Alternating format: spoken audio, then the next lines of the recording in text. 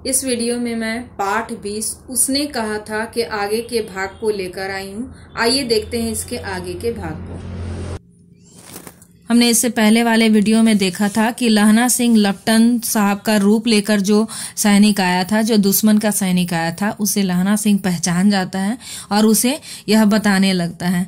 यहाँ पर लहना सिंह है, वह उसके कपड़ों की तलाशी लेता है, लेकिन उसके पैंट की तलाशी वह नहीं लेता है जिसमें उसने बंदूक को रखा था। वह यहाँ पर एक जगह पर बैठाया रहता है लप्टन को, जो लप्टन के रूप में आया रहता है जो व्यक्ति, उसे बैठाया रहता है। अब उसे कुछ बताने लगता है कि 3 महीने हुए वह जब गांव में था तो वह गांव में एक व्यक्ति आया था जो औरतों को ताबीज देता था। जो औरतों के बच्चे नहीं थे उन औरतों को ताबीज देता था ताकि उसके बच्चे हो सकें, और बच्चों को दवाई दिया करता था। लहना सिंह बताता है कि वह जो व्यक्ति था वह चौधरी सिंह के घर के पास खाट को बिछाकर वहां हुक्का पिया करता था। वह जर्मनी व्यक्ति वह बताता था, वह कहता था कि जर्मनी वाले बड़े पंडित होते हैं, मतलब बहुत ही समझदार होते हैं। वो वेद पढ़ पढ़कर विमान चलाने की विद्या को जान गए हैं और वह गौ हत्या नहीं करते हैं। देखिए यहाँ पे लिखा है जो गौ को नहीं मारते, मतलब वो गायों को नहीं मारते हैं। अगर वो हिंदुस्तान में आएंगे तो गौ हत्या बंद कर देंगे। अब यहाँ पर इस तरह से बताता है, आगे बताते हैं कि मंडी के जो बनिए थे उसे वह कहता था, मतलब बहकाने की कोशिश करता था कि डाक खाने से रुपए निकाल लीजिए, नहीं तो अभी की जो सरकार है, अगर यह सरकार बदल गई तो आपके जो सारे पैसे हैं वह सारे आपके पैसे डूब जाएंगे। डाक बाबू पोलू राम भी डर गया था। उनकी बातों को सुनकर वहां के गांव के जो बाकी लोग भी थे वह सभी उनकी बातों को सुनकर डर गए थे। यहाँ पर लहना सिंह बताता है कि मैंने मुल्ला जी की दाढ़ी मोड़ दी थी और गांव से बाहर निकाल कर कहा था, मतलब वह जो व्यक्ति आया था वह व्यक्ति को मैं गांव से बाहर निकाल दिया था और उसे कहा था कि दोबारा इस गांव में पैर मत रखना। यह कहानी सब लहना सिंह सुनाते ही रहते हैं कि वह जो व्यक्ति लप्टन के रूप में आया हुआ था वह अपनी जेब से पिस्तौल निकालता है।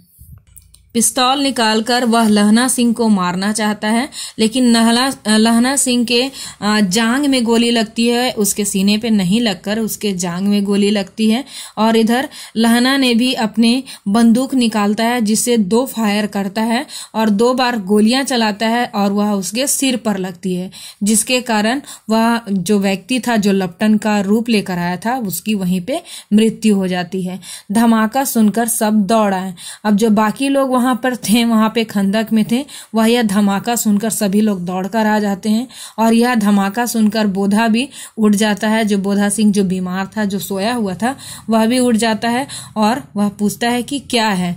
लहना सिंह ने उसे समझाते हुए, मतलब वह इस सब बातों को नहीं बताना चाहता था उसको, इसलिए वह कहता है कि एक पागल कुत्ता, यहाँ पर बताता है कि एक हड़का हुआ कुत्ता आया था, मतलब एक पागल कुत्ता आया हुआ था जिसे मैंने मार दिया।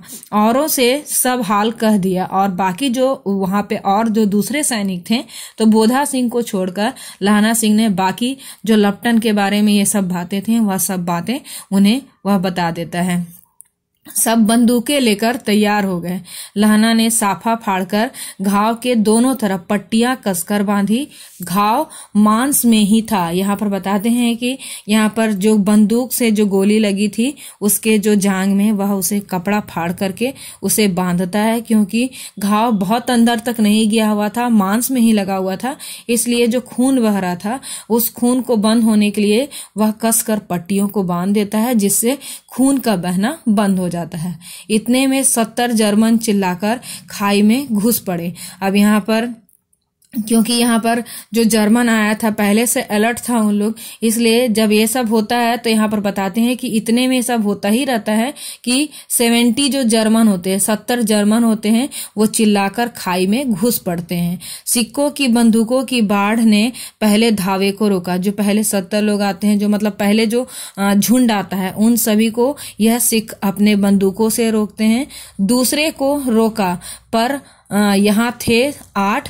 लहना सिंह तक तक कर मार रहा था। वह खड़ा था और बाकी लेटे हुए थे। अब यहाँ पर बोलते हैं कि यहाँ पर पहला टुकड़ा जो आता है उसको मार गिराते हैं, दूसरे को भी इन लोग मारने की कोशिश करते हैं, क्योंकि इनकी संख्या उस खाई में कम थी, क्योंकि बाकी लोग जो गए थे उन लोग वापस अभी नहीं लौटे थे। तो यहाँ पर लहना सिंह और बाकी सभी व्यक्ति उनका सामना करते हैं और वे 70, यहाँ पर बताते हैं कि यहाँ पर केवल खाई में 8 लोग थे और वहां पर उन लोग 70 लोग आए थे। अपने मुर्दा भाइयों के शरीर पर चढ़कर जर्मन आगे घुस आते थे थोड़े से मिनटों में। वे यहाँ पर बताते हैं कि जो जर्मन मारे जाते थे उसी पे चढ़कर जो पीछे जो और जर्मन थे वह उसी पे चढ़कर आगे आने लगते थे। उन्हें अपनों के मरने का भी गम वहां पे नहीं था, वह उससे लांघते हुए उसको दबाते हुए पैरों से आगे बढ़ते आ रहे थे। अचानक आवाज आई, वाहे गुरु जी की फतह, वाहे गुरु जी की फतह, वाहे गुरु जी की खालसा, और धड़ाधड़ बंदूकों के फायर जर्मनों के पीठ पर पड़ने लगे। और यहाँ पर जो सारे जो सिख थे वह जय जयकार लगाते हुए सारे लड़ने के लिए तैयार हो गए और उसका सामना, उन जर्मनों का सामना वो करने लगे। ऐन मौके पर जर्मन 2 चक्की के पाठों के बीच में आ गए।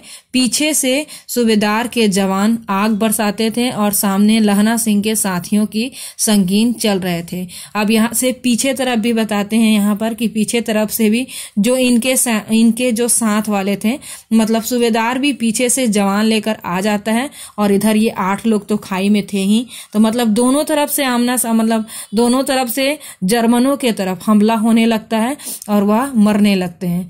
पास आने पर पीछे वालों ने भी संगीन पिरोना शुरू कर दिया। अब यहाँ पर बोलते हैं कि सारे लोग उसे मारने के लिए तैयार हो गए। इस तरह यह युद्ध अब बढ़ने लगता है। जो जर्मन थे वो और जो इस तरफ से जो लहना सिंह के तरफ से थे, ये दोनों तरफ का युद्ध अब आमने सामने होने लगता है। अब आगे के भाग को हम दूसरे वीडियो में देखेंगे।